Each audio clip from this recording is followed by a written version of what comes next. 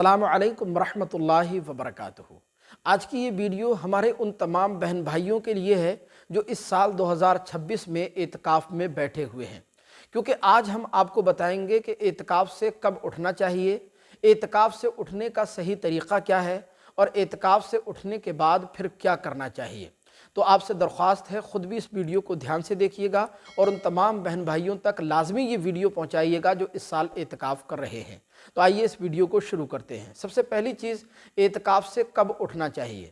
تو اچھی طرح ذہن نشین فرما لیں کہ 29 رمضان المبارک کو شام میں شوال کا یعنی عید کا چاند دیکھنے کے بعد، یا اگر 29 تاریخ میں چاند نہ دکھے تو 30 روزے مکمل کرنے کے بعد شام میں غروب آفتاب کے بعد آپ اعتکاف گاہ سے باہر نکل سکتے ہیں، مسجد سے باہر آ سکتے ہیں۔ اسی طرح ہماری وہ بہنیں جو اپنے گھر کے اندر اعتکاف گاہ میں بیٹھی ہوئی ہیں، وہ بھی چاند دیکھنے کے بعد، اور اگر چاند نہ دکھے تو 30 تاریخ میں غروب آفتاب کے بعد وہ اعتکاف گاہ سے باہر نکل سکتی ہیں۔ اس میں بڑی غلط فہمی ہمارے کچھ احباب کو یہ ہوتی ہے، وہ یہ سمجھتے ہیں کہ عید کی جو رات ہوتی ہے یعنی چاند رات جو ہوتی ہے وہ رات مسجد میں گزارنا ضروری ہوتی ہے۔ حالانکہ ایسا بالکل نہیں ہے۔ مسجد میں اگر وہ رات آپ گزاریں، یا ہماری بہنیں اعتکاف گاہ میں جو ہے اپنے گھر کے اندر عبادت و ریاضت میں وہ رات گزاریں تو یہ بہت اچھا ہے، لیکن وہ رات مسجد میں گزارنا یہ اعتکاف کا حصہ نہیں ہے۔ اگر آپ گزاریں تو اچھا ہے، نہ گزاریں تب بھی آپ کے اعتکاف پر کوئی فرق نہیں پڑے گا۔ تو پہلی چیز تو یہ ہے۔ دوسری چیز یہ ہے کہ اعتکاف سے اٹھنے کا یا اپنے کسی عزیز کو اعتکاف سے اٹھانے کا صحیح طریقہ کیا ہے۔ تو دیکھیں، اگر آپ کا کوئی بھائی، کوئی عزیز یا کوئی دوست اس سال اعتکاف میں بیٹھا ہے تو آپ اس کو اس طرح سے اعتکاف سے اٹھائیں کہ اس کا اعتکاف یا اس کی عبادتیں برباد نہ ہوں۔ اور معتکف کو بھی چاہیے کہ وہ اس فکر کے ساتھ، اس جو ہے سوچ کے ساتھ اعتکاف گاہ سے نکلے، اعتکاف سے اٹھے کہ 10 دن وہ اللہ عز و جل کے در پر پڑا رہا، 10 دن وہ اللہ کی عبادت کرتا رہا، پتہ نہیں اللہ تبارک و تعالیٰ مجھ سے راضی ہوا یا نہیں ہوا، پتہ نہیں مجھے مغفرت کا تحفہ ملا یا نہیں ملا، پتہ نہیں میری توبہ قبول ہوئی یا نہیں ہوئی، پتہ نہیں مجھ سے کوئی مسجد کی کوئی بے حرمتی تو نہیں ہوئی، پتہ نہیں میری عبادتیں قبول ہوئی یا نہیں ہوئی۔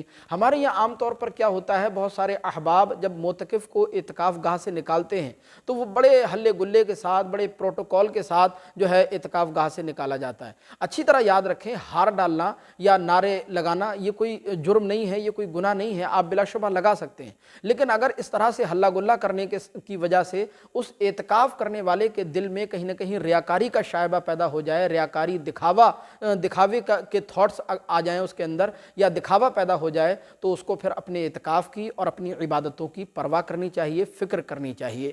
دوسری چیز یہ ہے۔ تیسری چیز یہ ہے کہ اعتکاف سے اٹھنے کے بعد پھر کیا کرنا چاہیے۔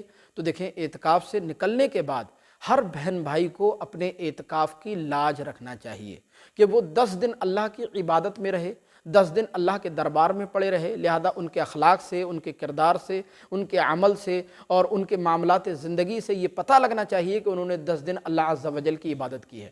اور اعتکاف میں جانے سے پہلے جو برائیاں ان کے اندر تھیں، اعتکاف سے نکلنے کے بعد ان برائیوں میں کمی آنا یہ لازمی ہے۔ اگر اعتکاف میں جانے سے پہلے اگر وہ جھوٹ بولتے تھے تو اعتکاف سے نکلنے کے بعد اگر جھوٹ بولنا چھوڑ دیا، اگر اعتکاف سے نکلنے کے بعد نمازوں کی پابندی شروع کر دیں، برائیاں چھوڑ دیں، نیکیاں کرنے لگیں، نیکیوں کی طرف دل مائل ہونے لگے، اگر یہ تمام چیزیں ہونے لگیں تو پھر یقین جانیں آپ کا اعتکاف بھی اللہ کی بارگاہ میں قبول ہوا ہے، اور وہ اعتکاف انشاءاللہ دنیا میں بھی اور آخرت میں بھی آپ کے لیے ذریعہ نجات بنے گا، ذریعہ مغفرت و بخشش بنے گا۔ تو یہ طریقہ ہوتا ہے اعتکاف سے نکلنے کا، یا اپنے کسی عزیز کو اعتکاف سے اٹھانے کا، اعتکاف سے نکالنے کا۔ ہمیں امید ہے کہ یہ ویڈیو آپ کو ضرور پسند آئی ہوگی۔ مزید کوئی مسئلہ اگر آپ کو پوچھنا ہے تو کمنٹ باکس میں ہمیں ضرور بتائیے گا۔ اللہ کی بارگاہ میں ہماری دعا ہے اللہ تبارک و تعالیٰ تمام بہن بھائیوں کے اعتکاف کو اپنی بارگاہ میں قبول فرمائے۔ السلام علیکم ورحمۃ اللہ۔